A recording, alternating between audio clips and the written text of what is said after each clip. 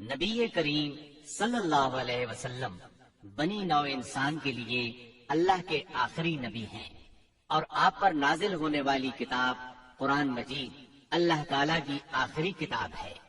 لہذا نبی کریم صلی اللہ علیہ وسلم کی پاکیزہ زندگی امت مسلمہ کے لیے تا قیامت واجب الاتباع، رشد و ہدایت کا ابدی سرچشمہ اور ذریعہ نجات ہے۔ لقد كان لكم في رسول الله أسوة حسنة۔ یقیناً رسول اللہ کی زندگی تمہارے لیے بہترین نمونہ ہے، لہذا رحمت للعالمین کی سیرت مطہرہ کا مطالعہ ہر مسلمان کی زندگی کا لازمی حصہ قرار پایا۔ مسلمان مردوں، عورتوں اور بچوں کی اسی ضرورت کے پیش نظر دارالسلام اسٹوڈیو نے نبی رحمت صلی اللہ علیہ وسلم کی سیرت طیبہ پر سیٹ تیار کیا ہے، جس کی تیاری میں قرآن مجید، صحیح احادیث اور مستند سیرت کی کتابوں سے استفادہ کیا گیا ہے۔ اس سیٹ میں سیرت النبی صلی اللہ علیہ وسلم کو مفصل طور پر بیان کیا گیا ہے۔ نبی صلی اللہ علیہ وسلم کی زندگی کے تمام پہلو اور واقعات ترتیب وار انتہائی دلچسپ انداز، خوبصورت آواز اور آسان الفاظ میں بیان کیے گئے ہیں۔ لیجیے سماعت فرمائیے۔ رحمت للعالمین۔ سیرت نبوی کو مکمل طور پر بیان کرنا اس وقت تک ممکن نہیں جب تک اسلام سے پہلے اور بعد کے حالات کا تقابل نہ کیا جائے۔ اس لیے ہم اصل مضمون سے پہلے اسلام سے پہلے عرب کی کیفیت بیان کریں گے، عرب اقوام اور ان کی معاشرت کا نقشہ کھینچیں گے، پھر وہ حالات بیان کریں گے جن میں رسول اللہ صلی اللہ علیہ وسلم کی بعثت ہوئی۔ لفظ عرب کے لغوی معنی صحرا اور بیاب و گیاہ زمین کے ہیں۔ عہد قدیم سے یہ لفظ جزیرہ نمائے عرب اور اس میں بسنے والی قوموں پر بولا گیا ہے۔ عرب کے مغرب میں بحر احمر اور جزیرہ نمائے سینا ہے۔ مشرق میں خلیج عرب اور جنوبی عراق کا ایک بڑا حصہ ہے۔ جنوب میں بحر عرب ہے جو در حقیقت بحر ہند کا پھیلاؤ ہے۔ شمال میں ملک شام اور کسی قدر شمالی عراق ہے۔ ان میں سے بعض سرحدوں کے بارے میں اختلاف بھی ہے۔ کل رقبے کا اندازہ 10 لاکھ سے 13 لاکھ مربع میل تک کیا گیا ہے۔ نسلی اعتبار سے مورخین نے عرب اقوام کی 3 قسمیں قرار دی ہیں۔ نمبر 1، عرب باعدہ، یعنی وہ قدیم عرب قبائل اور قومیں جو بالکل ناپید ہو گئیں اور ان کے متعلق ضروری معلومات بھی دستیاب نہیں، مثلا عاد، سمود، تسن، جدیس، عمالقہ وغیرہ۔ نمبر 2، عرب عاربہ، یعنی وہ عرب قبائل جو یارب بن یشجب بن قحطان کی نسل سے ہیں، انہیں قحطانی عرب کہا جاتا ہے۔ نمبر 3، عرب مستعربہ، یعنی وہ قبائل جو سیدنا اسماعیل علیہ السلام کی نسل سے ہیں، انہیں عدنانی عرب کہا جاتا ہے۔ عرب عاربہ یعنی قحطانی عرب کا اصل گہوارہ ملک یمن تھا۔ یہیں ان کے خاندان اور قبیلے مختلف شاخوں میں پھوٹے، پھیلے اور بڑھے۔ ان میں سے 2 قبیلوں نے بہت شہرت حاصل کی۔ ایک ہمیر، جس کی مشہور شاخیں زید الجمہور، قزاع اور سکاسک ہیں۔ دوسرا کہلان، جس کی مشہور شاخیں ہمدان، انمار، مزہج، تے، کندہ، لخم، جزام، ازد، اوس، خزرج اور اولاد جفنہ ہیں، جنہوں نے آگے چل کر ملک شام میں بادشاہت قائم کی اور آل غسان کے نام سے مشہور ہوئے۔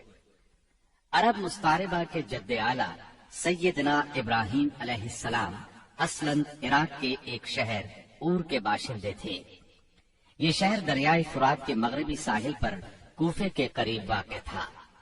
اس کی کھدائی کے دوران میں جو کتبے برآمد ہوئے ان سے اس شہر کے متعلق بہت سی تفصیلات منظر عام پر آئی ہیں، اور سیدنا ابراہیم علیہ السلام کے خاندان کی بعض تفصیلات معلوم ہوئی ہیں۔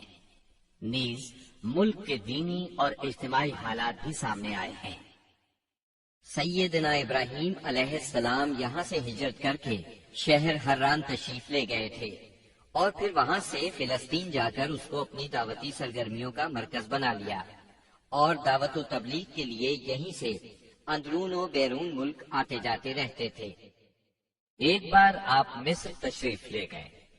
فرعون نے آپ کی بیوی سیدہ سارہ علیہ السلام کی کیفیت سنی تو بدنیت ہو گیا۔ انہیں بری نیت سے اپنے دربار میں بلایا، لیکن اللہ نے سیدہ سارہ کی دعا کے نتیجے میں غیبی طور پر فرعون کی ایسی گرفت کی کہ وہ ہاتھ پاؤں مارنے لگا۔ اس کی نیت بد اس کے منہ پر مار دی گئی اور وہ اس حادثے کی نوعیت سے سمجھ گیا کہ سیدہ سارہ اللہ کی نہایت خاص اور مقرب بندی ہے۔ وہ ان کے اس وصف سے اس قدر متاثر ہوا کہ اپنی بیٹی ہاجرہ کو ان کی خدمت میں دے دیا۔ پھر سیدہ سارہ نے سیدہ ہاجرہ کو ابراہیم علیہ السلام کی زوجیت میں دے دیا۔ ابراہیم علیہ السلام ان دونوں کو لے کر فلسطین واپس تشریف لائے۔ پھر اللہ نے سیدہ ہاجرہ کے بطن سے ابراہیم علیہ السلام کو ایک فرزند ارجمن اسماعیل علیہ السلام عطا فرمایا۔ سیدہ سارہ بے اولاد تھی، اس لیے انہیں بہت غیرت آئی اور انہوں نے سیدنا ابراہیم علیہ السلام کو مجبور کیا کہ سیدہ ہاجرہ کو ان کے نوزائیدہ بچے سمیت جلا وطن کر دیں۔ حالات نے ایسا رخ اختیار کیا کہ انہیں سیدہ سارہ کی بات ماننا پڑی اور وہ سیدہ ہاجرہ اور اسماعیل علیہ السلام کو لے کر حجاز تشریف لے گئے۔ وہاں انہیں ایک بے آب و گیاہ وادی میں اتار دیا۔ اسی جگہ آج بیت اللہ ہے، اس وقت نہیں تھا، صرف ٹیلوں کی طرح ابھری ہوئی زمین تھی۔ سیلاب آتا تو دائیں بائیں سے کترا کر نکل جاتا تھا۔ وہیں مسجد حرام کے بالائی حصے میں زمزم کے پاس ایک بہت بڑا درخت تھا۔ آپ نے ان دونوں کو اسی درخت کے پاس چھوڑا تھا۔ اس وقت مکے میں پانی تھا نہ انسان، اس لیے سیدنا ابراہیم علیہ السلام نے ایک توشہ دان میں کھجوریں اور ایک مشکیزے میں پانی رکھ دیا۔ اس کے بعد فلسطین واپس چلے گئے۔ ادھر چند ہی دن میں کھجوریں اور پانی ختم ہو گیا۔ سخت مشکل پیش آئی، مگر اس مشکل وقت میں اللہ کے فضل سے زمزم کا چشمہ پھوٹ پڑا اور ان کے لیے خوراک کا سامان بن گیا۔ اسماعیل علیہ السلام جب جوان ہوئے تو جرہم قبیلے سے عربی سیکھ لی۔ یہ قبیلہ وہاں پانی دیکھ کر آباد ہو گیا تھا۔ اس قبیلے کے لوگ انہیں پسند کرنے لگے تو ان لوگوں نے اپنے خاندان کی ایک خاتون سے ان کی شادی کر دی۔ اسی دوران میں سیدہ ہاجرہ کا انتقال ہو گیا۔ ادھر سیدنا ابراہیم علیہ السلام کو خیال آیا کہ اپنا ترکہ دیکھنا چاہیے، چنانچہ وہ مکہ معظمہ تشریف لے گئے، لیکن سیدنا اسماعیل علیہ السلام سے ملاقات نہ ہوئی۔ بہو سے حالات دریافت کیے، اس نے تنگ دستی کی شکایت کی۔ آپ نے وصیت کی کہ اسماعیل آئیں تو کہنا اپنے دروازے کی چوکھٹ بدل دیں۔ سیدنا اسماعیل علیہ السلام اس وصیت کا مطلب سمجھ گئے۔ انہوں نے بیوی کو طلاق دے دی اور ایک دوسری عورت سے شادی کر لی جو جرہم کے سردار مزاز بن عمرو کی صاحبزادی تھی۔ ان کی دوسری شادی کے بعد ایک بار پھر سیدنا ابراہیم علیہ السلام مکے تشریف لے گئے، مگر اس مرتبہ بھی سیدنا اسماعیل علیہ السلام سے ملاقات نہ ہو سکی۔ بہو سے حال پوچھا تو اس نے اللہ کی حمد و ثنا بیان کی۔ آپ نے وصیت کی کہ اسماعیل اپنے دروازے کی چوکھٹ برقرار رکھیں اور فلسطین واپس ہو گئے۔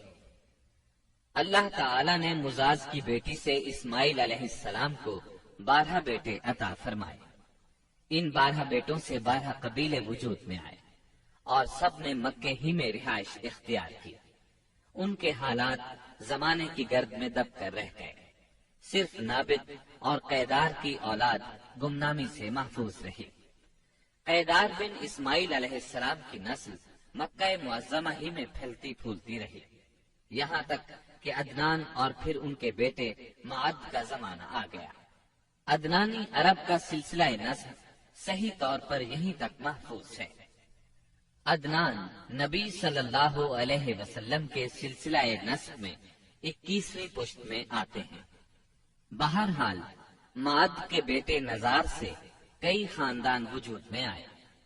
دراصل نزار کے 4 بیٹے تھے اور ہر بیٹا ایک بڑے قبیلے کی بنیاد ثابت ہوا۔ چاروں کے نام یہ ہیں: ایاد، انمار، ربیہ اور مزر۔ ان میں سے آخری 2 قبیلوں کی شاخیں اور شاخوں کی شاخیں بہت زیادہ ہوئیں۔ چنانچہ ربیہ سے اسد بن ربیہ، انزا، عبد القیس، وائل، بکر، تغلب اور بنو حنیفہ وغیرہ وجود میں آئے۔ مزر کی اولاد 2 بڑے قبیلوں میں تقسیم ہوئی۔ نمبر 1 قیس اعلان بن مزر، نمبر 2 الیاس بن مزر۔ قیس اعلان سے بنو سلیم، بنو حوازن، بنو غطفان، غطفان سے افس، زبیان، اشجار اور غنی بن آصر کے قبائل وجود میں آئے۔ الیاس بن مزر سے تمیم بن مرہ، حزیل بن مدرکہ، بنو اسد بن خزیمہ اور کنانہ بن خزیمہ کے قبائل وجود میں آئے۔ پھر کنانہ سے قریش کا قبیلہ وجود میں آیا۔ یہ قبیلہ فہر بن مالک بن نضر بن کنانہ کی اولاد ہے۔ پھر قریش بھی مختلف شاخوں میں تقسیم ہوئے۔ مشہور قریشی شاخوں کے نام یہ ہیں: جمح، سہم، عدی، مخزوم، تیم، زہرہ اور قصی بن کلاب کے خاندان، یعنی عبد الدار، اسد بن عبد العزا اور عبد مناف۔ یہ تینوں قصی کے بیٹے تھے۔ ان میں سے عبد مناف کے 4 بیٹے ہوئے، جن سے 4 ذیلی قبیلے وجود میں آئے، یعنی عبد شمس، نوفل، مطلب اور ہاشم۔ انہی ہاشم کی نسل سے اللہ نے ہمارے نبی کریم صلی اللہ علیہ وسلم کا انتخاب فرمایا۔ ابن عباس رضی اللہ عنہ کا بیان ہے کہ رسول اللہ صلی اللہ علیہ وسلم نے فرمایا، اللہ تعالیٰ نے مخلوق پیدا فرمائی تو مجھے سب سے اچھے گروہ کے اندر رکھا، پھر قبائل کو چنا تو مجھے سب سے اچھے قبیلے کے اندر بنایا، پھر گھرانوں کو چنا تو مجھے سب سے اچھے گھرانے میں بنایا، لہذا میں اپنی ذات کے اعتبار سے بھی سب سے اچھا ہوں اور اپنے گھرانے کے اعتبار سے بھی سب سے بہتر ہوں۔ جس وقت جزیرۃ العرب پر اسلام کا سورج طلوع ہوا، وہاں 2 قسم کے حکمران تھے۔ ایک تاجپوش بادشاہ جو حقیقت میں مکمل طور پر آزاد اور خود مختار نہیں تھے، اور دوسرے قبائلی سردار جنہیں اختیارات کے لحاظ سے وہی حیثیت حاصل تھی جو تاجپوش بادشاہوں کی تھی، لیکن ان کی اکثریت کو ایک مزید امتیاز یہ حاصل تھا کہ وہ مکمل طور پر آزاد اور خود مختار تھے۔ اس وقت تاجپوش حکمران یہ تھے: شاہان یمن، شاہان آل غسان یعنی شام، اور شاہان ہیرا یعنی عراق۔ باقی عرب حکمران تاجپوش نہ تھے۔ عرب عاربہ میں سے قدیم ترین قوم سبا تھی۔ اور یعنی عراق سے جو کتبات برآمد ہوئے، ان میں 2500 سال قبل مسیح کی اس قوم کا ذکر ملتا ہے، لیکن اس کے عروج کا زمانہ 11 صدی قبل مسیح سے شروع ہوتا ہے۔ اس کی تاریخ کے اہم ادوار یہ ہیں: 650 قبل مسیح سے پہلے کا دور۔ اس دور میں سبا کے بادشاہوں کا لقب مکرب سبا تھا۔ ان کا پائے تخت سرواہ تھا، جس کے کھنڈرات آج بھی معارب کے مغرب میں 1 دن کے فاصلے پر پائے جاتے ہیں۔ یہ کھنڈرات خریبہ کے نام سے مشہور ہیں۔ اسی دور میں معارب کے مشہور بند کی بنیاد رکھی گئی، جسے یمن کی تاریخ میں بہت اہمیت حاصل ہے۔ 650 قبل مسیح سے 115 قبل مسیح تک کا دور۔ اس دور میں سبا کے بادشاہوں نے مکرب کا لفظ چھوڑ کر ملک یعنی بادشاہ کا لقب اختیار کر لیا اور سرواہ کی بجائے معارب کو اپنا دارالسلطنت بنایا۔ اس شہر کے کھنڈرات آج بھی صنعاء سے 60 میل مشرق میں پائے جاتے ہیں۔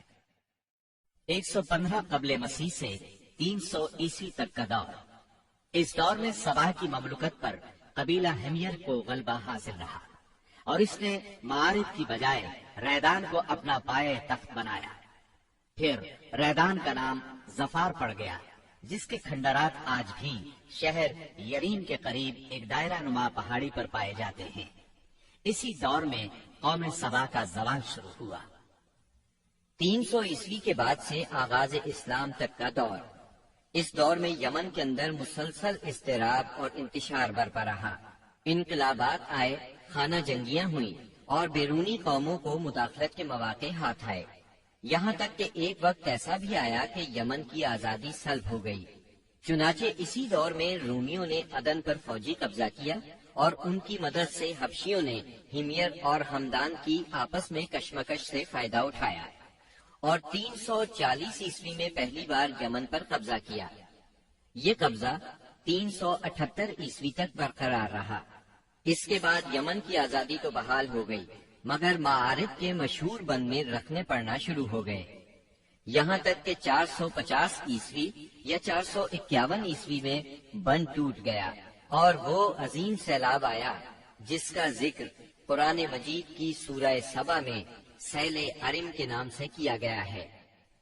پھر 523 عیسوی میں ایک اور سنگین حادثہ پیش آیا، وہ یہ کہ یمن کے یہودی بادشاہ زونواس نے نجران کے عیسائیوں پر ایک ہیبت ناک حملہ کیا۔ انہیں عیسائی مذہب چھوڑنے پر مجبور کرنے کی کوشش کی۔ جب وہ اس پر آمادہ نہ ہوئے تو زونواس نے خندقیں کھدوا کر انہیں بھڑکتی ہوئی آگ میں جھونک دیا۔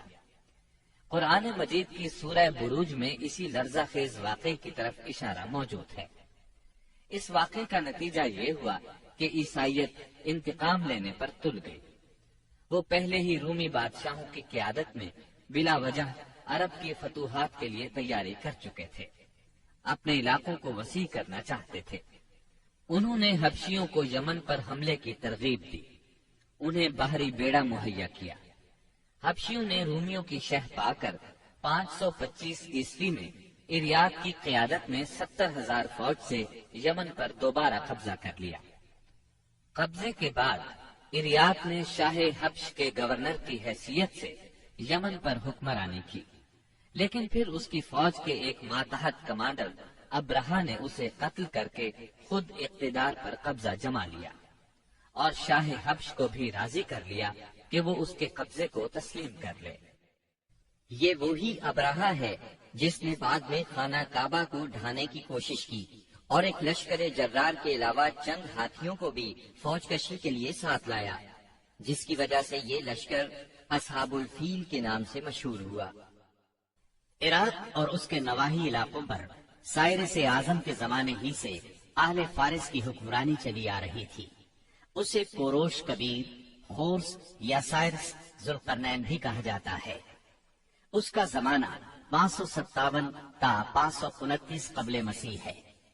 اس کے مقابلے میں کسی کو آنے کی ضرورت نہیں تھی، یہاں تک کہ 326 قبل مسیح میں سکندر مقدونی نے دارا اول کو شکست دے کر فارسیوں کی طاقت توڑ دی، جس کے نتیجے میں ان کا ملک ٹکڑے ٹکڑے ہو گیا اور طوائف الملوکی شروع ہو گئی۔ یہ انتشار 230 عیسوی تک جاری رہا۔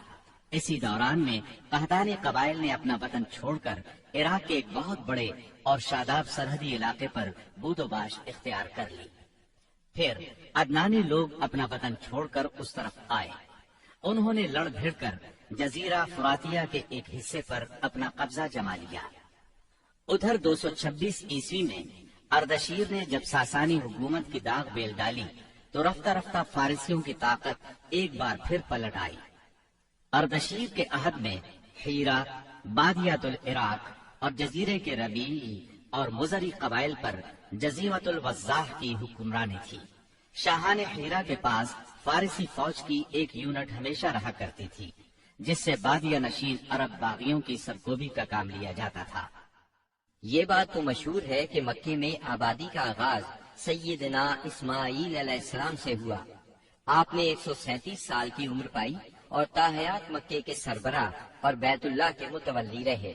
آپ کے بعد آپ کے دو صاحبزادگان نابت پھر قیدار یا قیدار پھر نابد یکے بعد دیگرے مکے کے والی ہوئے۔ ان کے بعد ان کے نانا مزاج بن عمرو جرہمی نے اقتدار اپنے ہاتھ میں لے لیا۔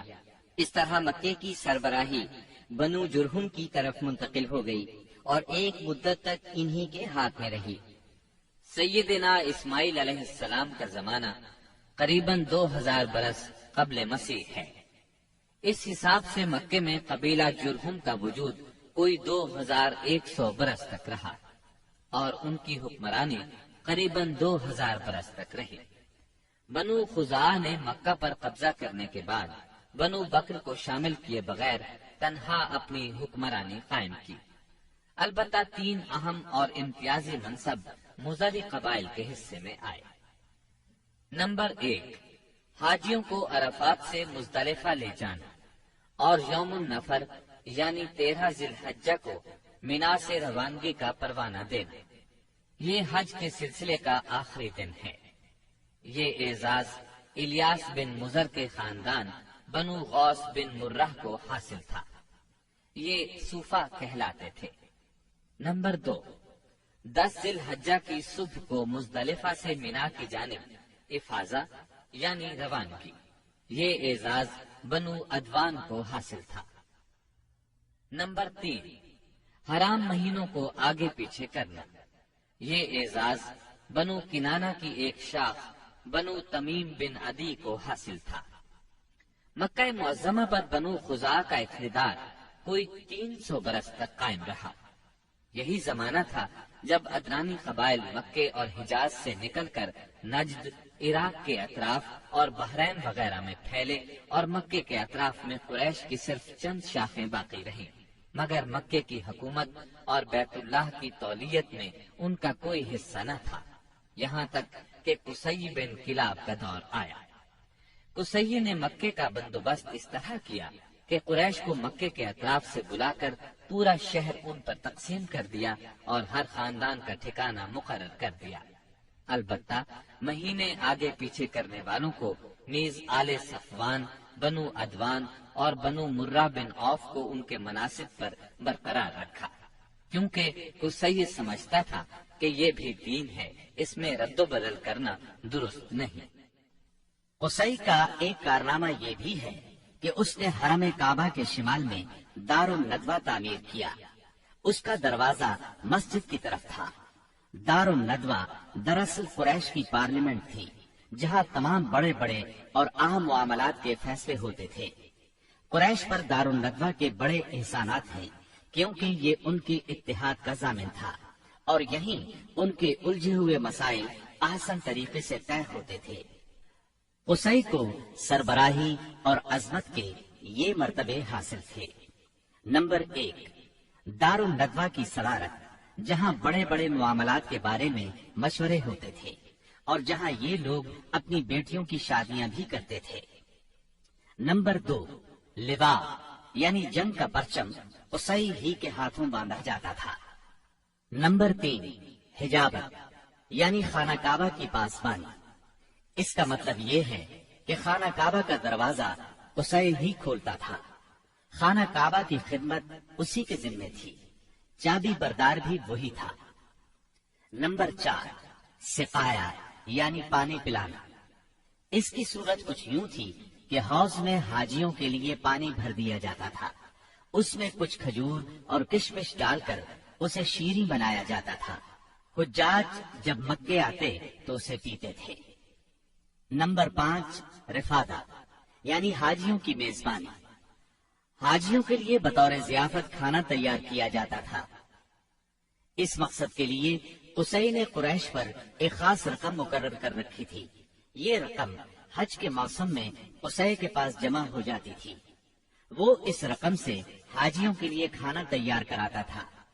جو لوگ تنگ دست ہوتے یا جن کے پاس توشہ نہ ہوتا وہ یہی کھانا کھاتے تھے۔ ان کے علاوہ کچھ اور عہدے بھی تھے جنہیں قریش نے آپس میں تقسیم کر رکھا تھا۔ ان کی تفصیل یہ ہے۔ نمبر 1، اعصار یعنی فال گیری، قسمت کا حال دریافت کرنے کے لیے بتوں کے پاس جو تیر رکھے رہتے تھے ان کی تولیت۔ یہ منصب بنو جمح کو حاصل تھا۔ نمبر 2، مالیات کا نظم، یعنی بتوں کا تقرب حاصل کرنے کے لیے جو نذرانے اور قربانیاں پیش کی جاتی تھیں ان کا انتظام کرنا، جھگڑوں اور مقدمات کا فیصلہ کرنا، یہ کام بنو سہم کو سونپا گیا۔ نمبر 3، شورا، یہ اعزاز بنو اسد کو حاصل تھا۔ نمبر 4، اشناق، یعنی دیت اور جرمانوں کا نظم، اس منصب پر بنو تیم فائز تھے۔ نمبر 5، عقاب، یعنی قومی پرچم اٹھانا، یہ بنو امیہ کا کام تھا۔ نمبر 6، قبہ، یعنی فوجی کیمپ کا انتظام اور شاہ سواروں کی قیادت، یہ کام بنو مخزوم کے حصے میں آیا تھا۔ نمبر 7، سفارت، یہ منصب بنو عدی کا تھا۔ ہم قحطانی اور عدنانی قبائل کے وطن چھوڑنے کا ذکر کر چکے ہیں۔ ان قبائل میں سرداری نظام رائج تھا، قبیلے خود اپنا سردار مقرر کرتے تھے۔ قبائلی سرداروں کا درجہ اپنی قوم میں بادشاہوں جیسا تھا۔ قبیلہ صلح اور جنگ میں بہرحال اپنے سردار کے فیصلے کا پابند ہوتا تھا۔ سردار کو وہی اقتدار اور اختیارات حاصل تھے جو کسی بادشاہ کو ہوا کرتے ہیں۔ حتیٰ کہ بعض سرداروں کا یہ حال تھا کہ اگر کبھی وہ بگڑ جاتے تھے تو ہزاروں تلواریں بے نیام ہو جاتی تھی، اور وہ یہ بھی نہیں پوچھتے تھے کہ سردار کے غصے کا سبب کیا ہے۔ اب رہا سیاسی حالات کا مسئلہ۔ جزیرت العرب کے 3 سرحدی علاقے تھے، یہ تینوں غیر ممالک کے پڑوس میں تھے۔ ان کی سیاسی حالت سخت پریشان کن تھی۔ وہاں انتشار کی کیفیت تھی، صورتحال زوال پذیر تھی۔ انسان مالک تھا یا غلام، حاکم تھا یا محکوم، بس انہی 2 طبقوں میں بٹا ہوا تھا۔ تمام تر فوائد سربراہوں کو، خاص طور پر غیر ملکی سربراہوں کو حاصل تھے، اور سارا بوجھ غلاموں کے سر تھا۔ وہ طرح طرح کے ظلم و ستم برداشت کرتے تھے، زبان نہیں کھول سکتے تھے کیونکہ حکمرانی جبری تھی۔ انسانی حقوق نام کی کسی چیز کا دور دور تک وجود نہیں تھا۔ عرب کے عام باشندے اسماعیل علیہ السلام کی دعوت و تبلیغ کے نتیجے میں دین ابراہیم کے پیروکار تھے، اس لیے صرف اللہ کی عبادت کرتے تھے اور توحید پر کاربند تھے۔ لیکن وقت گزرنے کے ساتھ ساتھ انہوں نے اللہ کے احکامات کو بھلا دیا، پھر بھی ان کے اندر توحید اور دین ابراہیمی کے کچھ آثار باقی رہے، کچھ شعائر پر وہ عمل پیرا رہے، یہاں تک کہ بنو خزاعہ کا سردار عمرو بن لحی منظر عام پر آیا۔ اس کی نشو و نما نیکی، صدقہ و خیرات اور دینی باتوں سے گہری دلچسپی پر ہوئی تھی، اس لیے لوگوں نے اسے محبت کی نظر سے دیکھا، اسے بڑا عالم اور اللہ کا ولی سمجھ کر اس کی پیروی کی۔ پھر اس شخص نے ملک شام کا سفر کیا۔ اس نے دیکھا وہاں بتوں کی پوجا ہو رہی تھی۔ اس نے سمجھا یہ طریقہ بھی اچھا ہے اور برحق ہے، کیونکہ ملک شام پیغمبروں کی سرزمین تھی، آسمانی کتابیں وہاں نازل ہوئی تھی۔ چنانچہ واپسی پر وہ وہاں سے اپنے ساتھ حبل بت بھی لے آیا اور اسے خانہ کعبہ کے اندر نصب کر دیا، اور اہل مکہ کو اللہ کے ساتھ شرک کی دعوت دی۔ اہل مکہ نے اس پر لبیک کہا۔ اس کے بعد بہت جلد حجاز کے باشندے بھی شامل ہو گئے، وہ بھی ان کے نقش قدم پر چل پڑے۔ اس طرح عرب میں بت پرستی کا آغاز ہوا۔ حبل کے علاوہ عرب کے قدیم ترین بتوں میں سے ایک منات تھا۔ یہ بحر احمر کے ساحل پر قدیت کے قریب مشلل میں نصب تھا۔ اس کے بعد طائف میں لات نامی بت وجود میں آیا، پھر وادی نخلا میں عزا کا بت نصب کیا گیا۔ یہ تینوں عرب کے سب سے بڑے بت تھے۔ اس کے بعد حجاز کے ہر خطے میں شرک کی کثرت اور بتوں کی بھرمار ہو گئی۔ کہا جاتا ہے کہ ایک جن عمرو بن لحی کے تابع تھا، اس نے بتایا کہ قوم نوح کے بت یعنی ود، سوا، یغوث، یعوق اور نصر جدہ میں دفن ہیں۔ اس اطلاع پر عمرو بن لحی جدہ گیا اور ان بتوں کو کھود نکالا، پھر ان کو تہامہ لایا، اور جب حج کا زمانہ آیا تو انہیں مختلف قبائل کے حوالے کیا۔ یہ قبائل ان بتوں کو اپنے اپنے علاقوں میں لے گئے۔ اس طرح ہر قبیلے میں، پھر ہر گھر میں ایک ایک بت ہو گیا۔ اسی پر بس نہیں کی گئی، اس کے بعد مشرکین نے مسجد حرام کو بھی بتوں سے بھر دیا۔ چنانچہ جب مکہ فتح ہوا تو بیت اللہ اور اس کے گردا گرد 360 بت تھے، جن کو خود رسول اللہ صلی اللہ علیہ وسلم نے اپنے دستے مبارک سے توڑا۔ آپ ہر ایک بت کو چھڑی سے ٹھوکر مارتے اور وہ گر جاتا۔ پھر آپ نے حکم دیا، ان تمام بتوں کو مسجد حرام سے باہر نکال دو۔ چنانچہ ان سارے بتوں کو مسجد حرام سے باہر نکال کر جلا دیا گیا۔ غرض شرک اور بت پرستی اہل جاہلیت کے دین کا سب سے بڑا مظہر بن چکی تھی، اور ان لوگوں کو یہ گھمنڈ بھی تھا کہ وہ سیدنا ابراہیم علیہ السلام کے دین پر ہیں۔ پھر اہل جاہلیت کے یہاں بت پرستی کے کچھ خاص طریقے بھی رائج تھے، جو زیادہ تر عمرو بن لوہی کے گھڑے ہوئے تھے۔ یہ جاہل لوگ سمجھتے تھے کہ عمرو بن لوہی کے طریقے دین ابراہیمی میں تبدیلی نہیں بلکہ بدعت حسنہ ہیں۔ ان میں بت پرستی کی کیا کیا رسمیں رائج تھیں، اس کی تفصیل بھی سن لیں۔ نمبر 1، اس دور کے جاہل مشرک بتوں کے پاس مجاور بن کر بیٹھتے تھے، ان کی پناہ ڈھونڈتے تھے، انہیں زور زور سے پکارتے تھے، حاجت روائی اور مشکل کشائی کے لیے ان کو پکارتے تھے اور سمجھتے تھے کہ وہ اللہ سے سفارش کر کے ہماری مراد پوری کرا دیں گے۔ نمبر 2، وہ بتوں کا حج اور طواف کرتے تھے، ان کے سامنے عجز و نیاز سے پیش آتے تھے اور انہیں سجدہ کرتے تھے۔ نمبر 3، بتوں کے لیے نذرانے اور قربانیاں پیش کرتے اور قربانی کے ان جانوروں کو کبھی بتوں کے آستانوں پر لے جا کر ذبح کرتے تھے اور کبھی کسی اور جگہ ذبح کر لیتے تھے، مگر بتوں کے نام پر ذبح کرتے تھے۔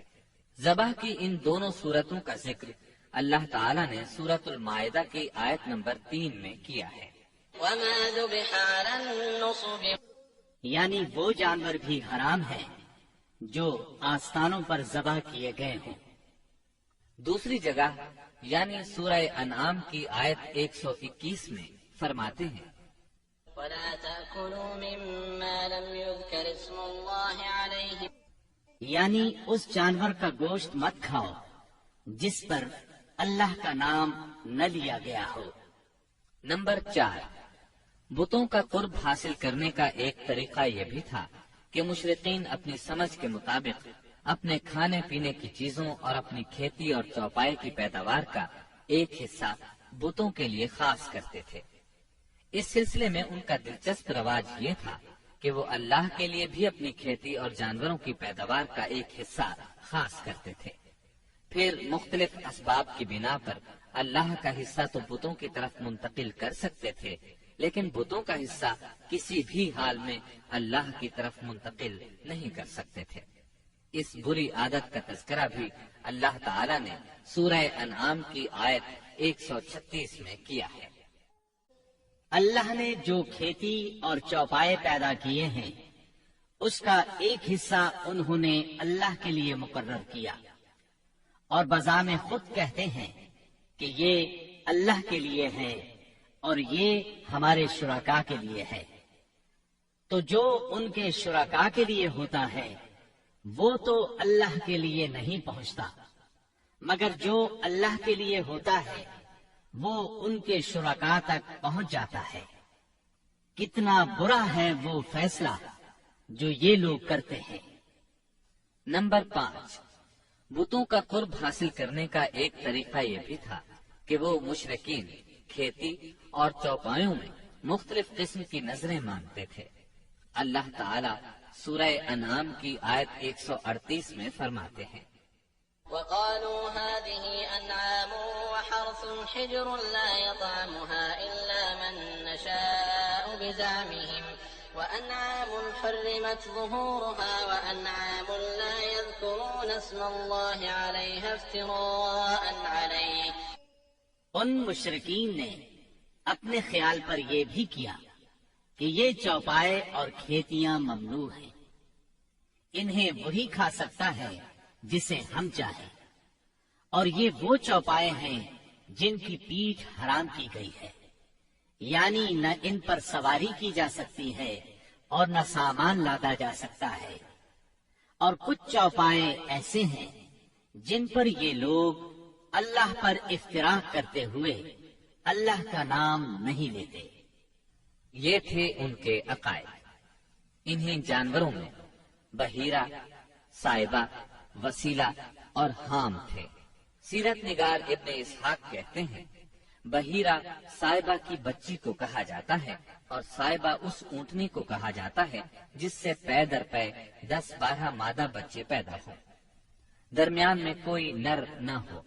ایسی اونٹنی کو آزاد چھوڑ دیا جاتا تھا، اس پر سواری نہیں کی جاتی تھی، اس کے بال بھی نہیں کاٹے جاتے تھے اور مہمان کے سوا اس کا دودھ کوئی نہیں پی سکتا تھا۔ اس کے بعد یہ اونٹنی جو مادہ بچہ جنتی اس کا کان چیر دیا جاتا اور اسے بھی اس کی ماں کے ساتھ آزاد چھوڑ دیا جاتا، اس پر سواری بھی نہ کی جاتی، اس کے بال نہ کاٹے جاتے اور مہمان کے سوا کوئی اس کا دودھ نہ پیتا۔ اسی کو بحیرہ کہتے ہیں اور صائبہ اس کی ماں ہے۔ وسیلہ اس بکری کو کہا جاتا تھا جو 5 مرتبہ پے در پے 2 مادہ بچے جنتی تھی، یعنی 5 بار میں 10 مادہ بچے پیدا ہوتے، درمیان میں کوئی نر نہ پیدا ہوتا۔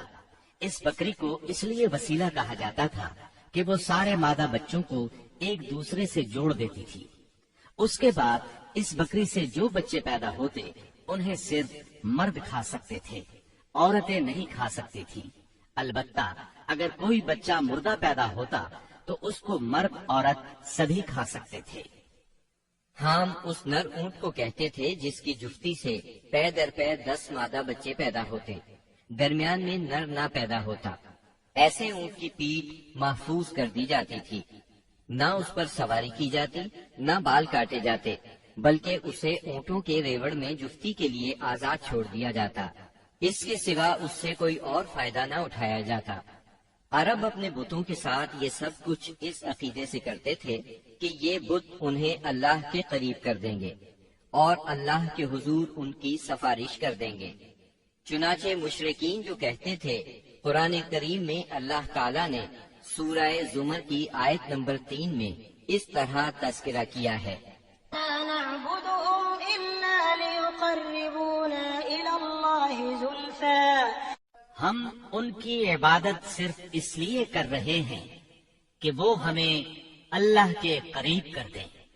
اسی طرح قرآن کریم کی سورہ یونس آیت 18 میں یہ الفاظ آئے ہیں، وَيَعْبُدُونَ مِن دُونِ اللَّهِ مَا لَا يَضُرُّهُمْ وَلَا يَنفَعُهُمْ وَيَقُولُونَ هَؤُلَاءِ شُفَعَاؤُنَا عِندَ اللَّهِ۔ یہ مشرکین اللہ کے سوا ان کی عبادت کرتے ہیں جو انہیں نہ نفع پہنچا سکیں نہ نقصان، اور کہتے ہیں کہ یہ اللہ کے پاس ہمارے سفارشی ہیں۔ مشرکین عرب کاہنوں، عرافوں اور نجومیوں کی خبروں پر بھی ایمان رکھتے تھے۔ کاہن اسے کہتے ہیں جو آنے والے واقعات کی پیش گوئی کرے اور جو چھپے ہوئے رازوں کے جاننے کا دعویٰ کرے۔ نجومی اسے کہتے ہیں جو ستاروں پر غور کر کے ان کی رفتار اور اوقات کا حساب لگا کر پتہ لگاتا ہے کہ دنیا میں آئندہ کیا حالات و واقعات پیش آئیں گے۔ ان نجومیوں کی خبروں کو ماننا دراصل ستاروں پر ایمان لانا ہے۔ مشرکین میں بدشگونی کا بھی رواج تھا، اسے عربی میں طیارہ کہتے ہیں۔ اس کی صورت یہ تھی کہ مشرکین کسی چڑیا یا ہرن کے پاس جا کر اسے بھگاتے تھے۔ اگر وہ دائیں طرف بھاگتا تو اسے اچھا شگون خیال کرتے، کامیابی کی علامت خیال کرتے اور اپنا کام کر گزرتے۔ اگر وہ بائیں طرف بھاگتا تو اسے نحوست کی علامت سمجھ کر اپنے کام سے باز رہتے۔ اسی طرح اگر کوئی چڑیا یا جانور راستہ کاٹ دیتا تو اس کو منحوس خیال کرتے۔ اسی سے ملتی جلتی ایک حرکت یہ تھی کہ مشرکین خرگوش کے ٹخنے کی ہڈی لٹکاتے تھے اور بعض دنوں، بعض مہینوں، جانوروں، گھروں اور عورتوں کو منحوس سمجھتے تھے۔ آج کے دور میں بھی ایسی باتیں سننے میں آتی ہیں، کالی بلی راستہ کاٹ گئی، اللہ خیر کرے وغیرہ۔ قریش کی ایک بدعت یہ تھی کہ وہ کہتے تھے ہم سیدنا ابراہیم علیہ السلام کی اولاد ہیں، حرم کے پاسبان، بیت اللہ کے والی اور مکے کے باشندے ہیں۔ کوئی شخص ہمارا ہم مرتبہ نہیں اور نہ کسی کے حقوق ہمارے حقوق کے مساوی ہیں، اسی لیے یہ لوگ اپنا نام ہمس یعنی بہادر رکھتے تھے، لہذا ہمارے شایان شان نہیں کہ ہم حدود حرم سے باہر جائیں۔ چنانچہ حج کے دوران میں یہ لوگ عرفات نہیں جاتے تھے اور نہ وہاں سے افاضہ کرتے تھے، بلکہ مزدلفہ ہی میں ٹھہر کر وہیں سے افاضہ کر لیتے تھے۔ اللہ تعالیٰ نے اس بدعت کی اصلاح کرتے ہوئے سورہ بقرہ کی آیت 199 میں فرمایا، ثم أفيضوا من حيث أفاض الناس یعنی تم لوگ بھی وہیں سے افاضہ کرو جہاں سے سارے لوگ افاضہ کرتے ہیں۔ ان کی ایک بدعت یہ بھی تھی کہ انہوں نے بیرون حرم کے باشندوں کو حکم دے رکھا تھا کہ وہ حرم میں آنے کے بعد پہلا طواف ہمس سے حاصل کیے ہوئے کپڑوں ہی میں کریں۔ چنانچہ ان کا کپڑا اگر دستیاب نہ ہوتا تو مرد ننگے طواف کرتے اور عورتیں اپنے سارے کپڑے اتار کر صرف ایک چھوٹا سا کھلا کرتا پہن لیتی اور اسی میں طواف کرتی اور دوران طواف یہ شعر پڑھتی، اليوم يبدو بعضه أو كله وما بدأ منه فلا أحله۔ آج کچھ یا ساری شرمگاہ کھل جائے گی، لیکن جو کھل جائے میں اسے دیکھنا حلال قرار نہیں دیتی۔ اللہ تعالیٰ نے ان خرافات کے خاتمے کے لیے سورہ آراف کی آیت نمبر 31 میں فرمایا، يا بني آدم خذوا زينتكم عند كل مسجد یعنی اے آدم کے بیٹو، ہر مسجد کے پاس اپنی زینت اختیار کرو۔ یہی دین یعنی شرک و بت پرستی اور توہمات و خرافات پر مبنی عقیدے والا دین عام اہل عرب کا دین تھا۔ اس کے علاوہ جزیرت العرب کے مختلف اطراف میں یہودیت، مسیحیت، مجوسیت اور سابعیت نے بھی قدم جما لیے تھے۔ جزیرت العرب میں یہود کا دور اس وقت سے شروع ہوتا ہے جب فلسطین میں بابل اور آشور کی حکومت کی فتوحات کی وجہ سے یہودیوں کو اپنا وطن چھوڑنا پڑا۔ اس حکومت کی سخت گیری اور بخت نصر کے ہاتھوں یہودی بستیوں کی تباہی اور ویرانی، ان کے ہیکل کی بربادی اور ان کی اکثریت کی ملک بابل سے جلا وطنی کا نتیجہ یہ ہوا کہ یہود کی ایک جماعت فلسطین چھوڑ کر حجاز کے شمالی اطراف میں آ بسی اور یثرب، خیبر اور تیماء میں آباد ہو کر یہاں اپنی باقاعدہ بستیاں بسا لی، قلعے تعمیر کر لیے اور گڑھیاں بنا لی۔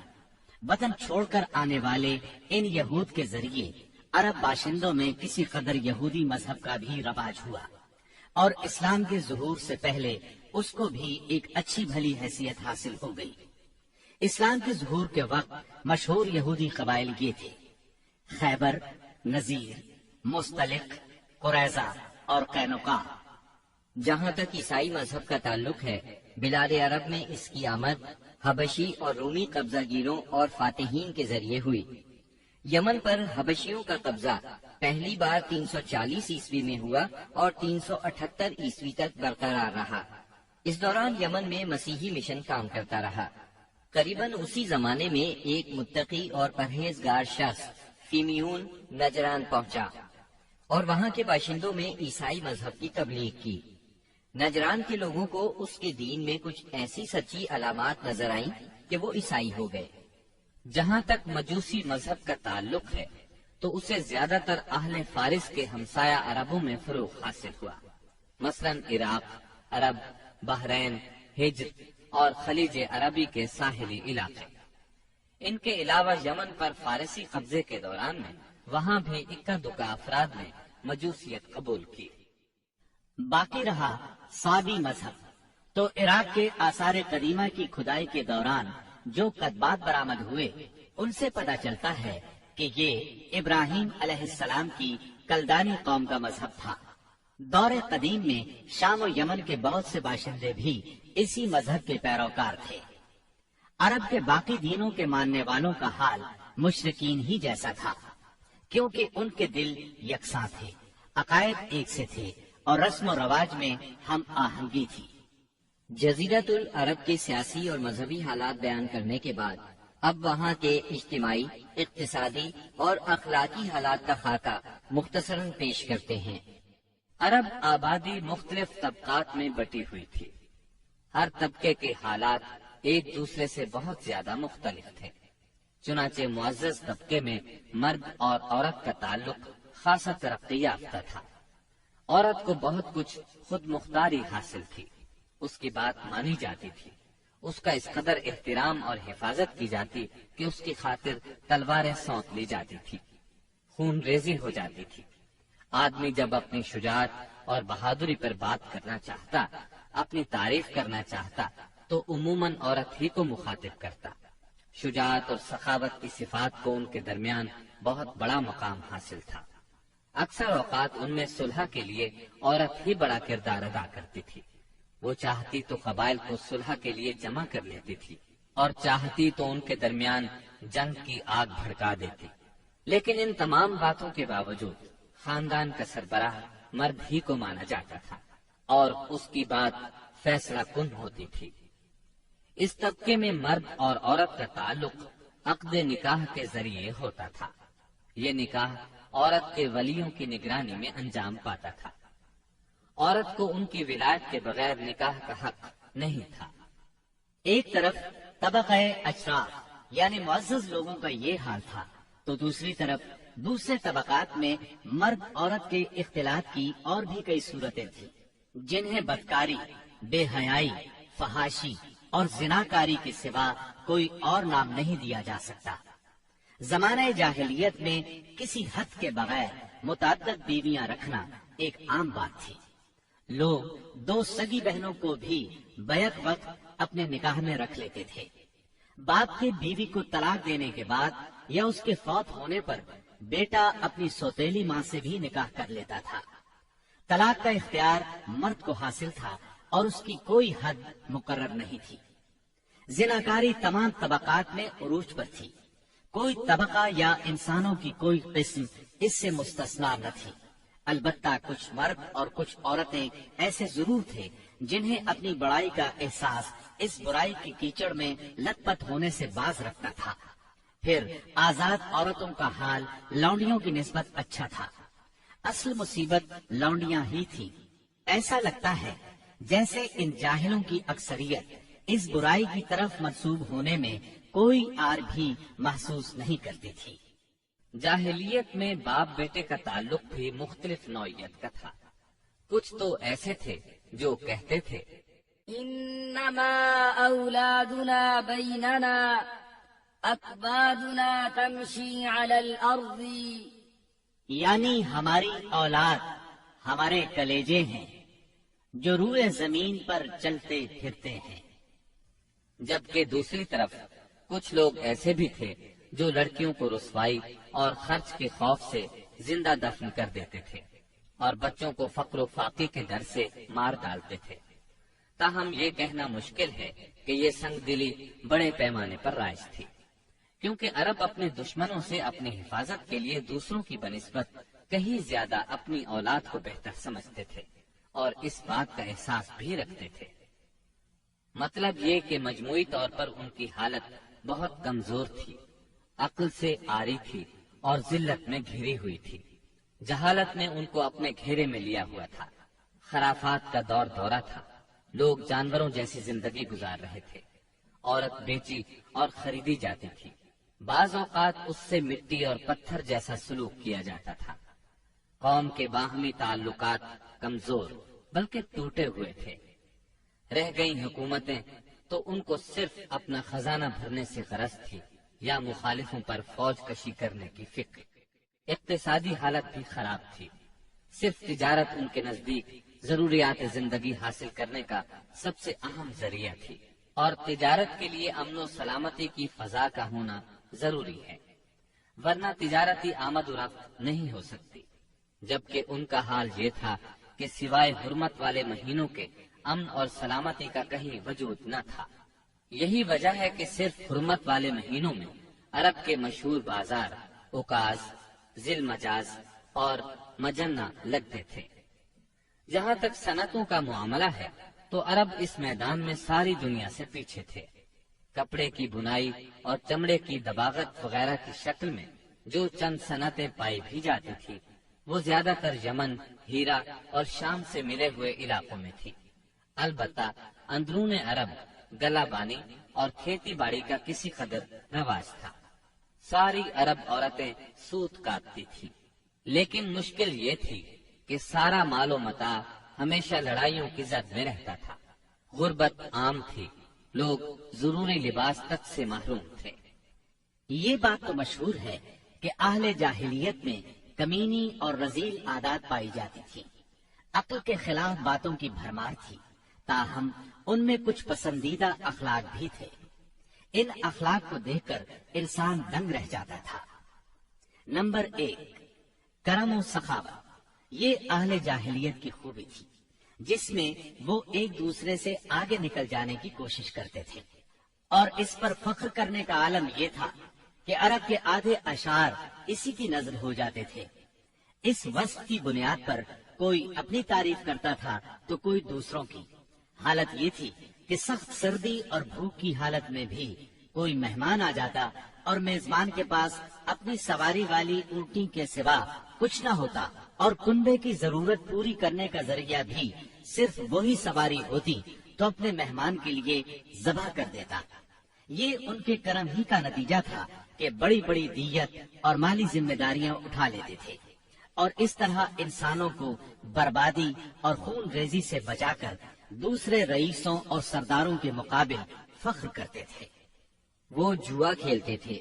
ان کا خیال تھا یہ بھی سخاوت کی ایک راہ ہے، کیونکہ انہیں جو نفع حاصل ہوتا یا نفع حاصل کرنے والوں کے حصے سے جو کچھ زائد بچ رہتا اس کو وہ مسکینوں کو دے دیتے تھے۔ اسی لیے قرآن پاک نے شراب اور جوئے کے نفع کا سرے سے انکار نہیں کیا، بلکہ سورہ بقرہ کی آیت 219 میں فرمایا، وإثمهما أكبر من نفعهما، یعنی ان دونوں کا گناہ ان کے نفع سے بڑھ کر ہے۔ نمبر 2، ایفائے عہد یعنی وعدے کا پورا کرنا، دور جاہلیت کے اخلاق فاضلہ میں سے ہے۔ عہد کو ان کے نزدیک دین کی حیثیت حاصل تھی، جس سے وہ ہر حال میں چمٹے رہتے تھے، اور اس راستے میں اپنی اولاد کا خون اور اپنے گھر بار کی تباہی بھی ہیج سمجھتے تھے۔ نمبر 3، خودداری اور عزت نفس۔ اس پر قائم رہنا اور ظلم و جبر برداشت نہ کرنا بھی جاہلیت کے معروف اخلاق میں سے تھا۔ اس کا نتیجہ یہ تھا کہ ان کی شجاعت اور غیرت حد سے بڑھی ہوئی تھی۔ وہ فوراً بھڑک اٹھتے تھے اور چھوٹی سے چھوٹی توہین آمیز بات پر تلوار اور نیزہ اٹھا لیتے تھے، اور نہایت خون ریز جنگ چھڑ جاتی اور انہیں اس راہ میں اپنی جان کی قطعاً پرواہ نہ رہتی تھی۔ نمبر 4، عزائم کی تکمیل۔ اہل جاہلیت میں ایک خاص بات یہ بھی تھی کہ جب وہ کسی کام کو فخر اور ناز کا ذریعہ سمجھ کر انجام دینے پر تل جاتے تو پھر کوئی رکاوٹ انہیں روک نہیں سکتی تھی۔ وہ اپنی جان پر کھیل کر اس کام کو انجام دے ڈالتے تھے۔ نمبر 5، حلم، بردباری اور سنجیدگی۔ یہ خوبی بھی ان کے نزدیک قابل تعریف تھی، لیکن چونکہ ان میں شجاعت حد سے بڑھ کر تھی، ہر وقت جنگ و جدل پر آمادہ رہتے تھے، اس لیے یہ عادت بہت کم پائی جاتی تھی۔ نمبر 6، بدوی سادگی، یعنی رہن سہن کی الجھنوں اور داو پیچ سے ناواقف تھے۔ اس کا نتیجہ یہ تھا کہ ان میں سچائی اور امانت پائی جاتی تھی۔ دھوکہ دہی، بد عہدی سے دور تھے اور نفرت کرتے تھے۔ ہم سمجھتے ہیں کہ جزیرت العرب کو ساری دنیا سے جو جغرافیائی نسبت حاصل تھی، اس کے علاوہ یہی وہ قیمتی اخلاق تھے جن کی وجہ سے اہل عرب کو بنی نوع انسان کی قیادت اور رسالت عامہ کا بوجھ اٹھانے کے لیے منتخب کیا گیا تھا، کیونکہ یہ اخلاق اگرچہ بعض اوقات شر اور فساد کا سبب بن جاتے تھے اور ان کی وجہ سے المناک حادثات بھی پیش آ جاتے تھے، لیکن اپنی نوعیت کے بڑے قیمتی اخلاق تھے۔ یہ تھوڑی سی اصلاح کے بعد انسانی معاشرے کے لیے نہایت مفید بن سکتے تھے، اور یہی کام اسلام نے انجام دیا۔ غالباً ان کے اخلاق میں بھی ایفائے عہد کے بعد عزت نفس اور عزم کی پختگی سب سے زیادہ قیمتی اور نفع بخش جوہر تھا، کیونکہ اس زبردست قوت اور پختہ ارادے کے بغیر شر و فساد کا خاتمہ اور نظام عدل کا قیام ممکن نہیں۔ اہل جاہلیت کے کچھ اور بھی اچھے اخلاق تھے، لیکن ان سب کو بیان کیا جائے تو بات بہت طویل ہو جائے گی، لہذا انہی پر اکتفا کرتے ہوئے ہم آگے چلتے ہیں۔ ہمارے رسول مقبول محمد صلی اللہ علیہ وسلم کی ولادت باسعادت موسم بہار میں پیر کے دن صبح صادق کے بعد اور طلوع آفتاب سے پہلے 9 ربیع الاول سن عام الفیل 20 یا 22 اپریل 571 عیسوی کو مکہ مکرمہ میں ہوئی۔ پیر کا دن آپ کی مبارک زندگی میں بڑی اہمیت کا حامل ہے۔ سیدنا ابن عباس رضی اللہ عنہ فرماتے ہیں کہ آپ پیر کو پیدا ہوئے، پیر کے دن آپ کو نبوت سے سرفراز فرمایا گیا، سوموار ہی کو مکے سے مدینے کی طرف ہجرت کے لیے نکلے، سوموار ہی کو آپ مدینہ منورہ تشریف لائے اور آپ نے پیر ہی کے دن اس دار فانی کو خیر باد کہا۔ آپ کے پیدا ہوتے ہی آپ کے دادا عبد المطلب آپ کو گود میں اٹھا کر خانہ کعبہ میں لے گئے، آپ کے لیے دعا کی اور محمد نام رکھا۔ پوتے کی پیدائش کی خوشی میں 7ویں دن اپنے قبیلے کی دعوت کی۔ لوگوں نے آپ کے دادا سے پوچھا، آپ نے نومولود کا نام دوسرے لوگوں کے ناموں جیسا کیوں نہیں رکھا؟ انہوں نے جواب دیا، میں چاہتا ہوں میرے پوتے پر اس نام کا اثر پڑے اور میرا پوتا تعریف و توصیف حاصل کرے۔ آپ کی والدہ سیدہ آمنہ نے آپ کا نام احمد رکھا۔